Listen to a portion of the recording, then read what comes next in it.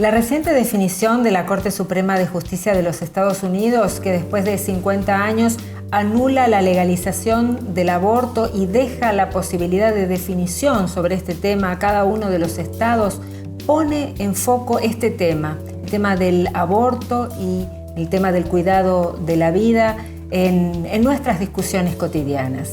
Para hablar de este tema, para hablar de la defensa de la vida, de la protección de los indefensos, de los descartados, estamos aquí con el doctor Ernesto Gildesa, amigo de la casa, que siempre con sus palabras cálidas y certeras nos da una mirada sobre este tema. Gracias, Ernesto, por estar aquí con nosotros. Al contrario. ¿Qué tal, Gaby? ¿Qué tal, Jorge? ¿Cómo están? Muy bien, muchas gracias por estar, No, Doc. por favor, un placer. Bueno, un tema siempre de debate, ¿no? El tema del aborto, el tema de las legislaciones también, ¿no? De ambos países, porque me imagino que no son iguales las miradas legislativas de los Estados Unidos y la de Argentina sobre este tema de la protección de la vida. La Corte Suprema de los Estados Unidos, en la sentencia Dobbs, ha corregido un error que se arrastraba 50 años, que es la de considerar que había un derecho constitucional al aborto. Esto había sido fijado por dos fallos, el fallo de Roe vs. Wade en el año 73 y reafirmado en un fallo de Planned Parenthood contra Pierce en el año 92. Y la Corte Suprema de los Estados Unidos, revisando los dos casos, se da cuenta que era un error, que ambos casos estaban fundados equivocadamente en atribuir un derecho constitucional que no existe. Al no existir un derecho constitucional, revuelven a cada uno de los estados la libertad para legislar sobre este tema de acuerdo a cómo su pueblo y sus representantes así lo deciden. Ellos dicen, la Constitución de los Estados Unidos es neutral sobre este tema y la Corte Suprema debe permanecer neutral en este tema. A diferencia de nuestra Constitución, que no es neutral en este tema. En el año 1994 los constituyentes establecieron puntos muy claros constitucionales del derecho a la vida de la persona desde la concepción. Sobre todo lo hacen cuando incorporan los derechos del niño a rango constitucional. Claro. Pero además hay 14 constituciones provinciales que toman el derecho a la vida, algunas de ellas en su preámbulo, como es la de Tucumán. Y además de eso hay constituciones provinciales avanzadas que incorporaron los derechos ecológicos, entre ellos el derecho a que no se dañe al niño en gestación. Con lo cual, nuestra Constitución no es neutral.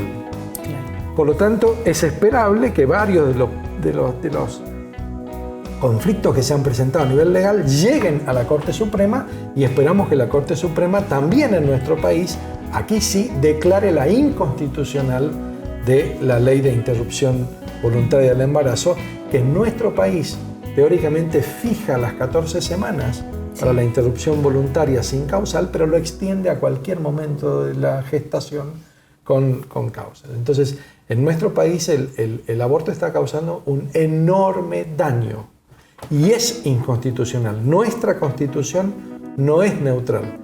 Lo de los Estados Unidos lo que hace es, de alguna manera, poner de nuevo la situación constitucional norteamericana en una situación de neutralidad frente a este tema y de alguna manera, digamos, le quita el argumento que se iba a transformar en un derecho humano el derecho a abortar. Cosa que va absolutamente en contra de todas las legislaciones de la historia. Claro. Doctor, y la Iglesia opina y opina mucho sobre este tema tan delicado, tan difícil, tan doloroso. ¿Es un tema religioso este? ¿Es un tema humano? ¿Por qué la Iglesia tiene mucho para decir sobre esto? A ver, Jorge, tu pregunta es fantástica. Uno es porque esto es un problema humano. Los que tenemos alguna concepción religiosa le agregamos elementos a esto. Pero aquí lo que se está planteando es un problema esencial de discriminación muy grave. La idea de que yo puedo determinar quién pertenece al género humano y quién no pertenece al género humano porque está en un estado de gestación o no. Y esto es gravísimo, porque desde el punto de vista de los derechos humanos, lo peor que nosotros podemos hacer es considerar que para ser humano se necesita algo más que ser simplemente humano. Para ser humano solo hay que ser humano. Y en el momento en el que vos sos humano, el derecho a que respeten tu vida es esencial Y no se puede violar bajo ninguna normativa. La Iglesia, por su prédica, sobre todo la Iglesia católica, que ha tenido una prédica muy coherente de todos los tiempos, considera que a la dignidad esencial del ser humano se le agrega la condición de hijo de Dios. Entonces, para la Iglesia es muy clara. Para la Iglesia, la naturaleza es creación, es decir, es don. Y el hombre no solo está llamado a desarrollarse como persona, sino que además está llamado a adquirir una dignidad superior, que es la de ser hijo de Dios, la de poder dialogar con Dios como el Padre y un hijo. Entonces, para nosotros es aún más grave. Pero ya el mínimo de moral exigible es respetar la vida humana desde la concepción, sobre todo a partir de los conocimientos científicos que tenemos desde el siglo XX. Es decir, es un absurdo seguir atribuyendo la condición de humanidad a la forma cuando sabemos que la genómica es humana. Y es un absurdo considerar que el niño está vivo desde que se mueve cuando sabemos que está vivo desde que es cigoto. Entonces, yo te iba a preguntar, el crecimiento, la evolución de los conocimientos científicos, ¿van en esta dirección? Absolutamente, Jorge. Hoy nosotros podemos decir, el cuerpo del ser humano es unicelular cuando es un cigoto. Es de 8 células en la etapa de mórula. Es un blastocisto, después es un embrión, después es un feto, después es un niño. Sí, es ese cuerpo en el que se va desarrollando esa persona, es siempre cambiante, es siempre distinto, es siempre modificable, es siempre dinámico. Eso lo sabemos hoy mucho mejor de lo que lo sabían antes. Entonces, el respeto por la persona humana debe ser un respeto absoluto desde su concepción hasta su muerte. Pensaba también en este tema, en estas definiciones, en las palabras del Papa, porque te oigo hablar y recuerdo muchas de las intervenciones del Papa Francisco en la que ha sido muy claro siempre sobre este tema, ¿no? Siempre que le han preguntado, siempre ha planteado, bueno, esta misma cuestión. Porque muy claro, Gaby, y en ese punto la sentencia de la Corte Suprema de los Estados Unidos también va en esa dirección, desde esta perspectiva.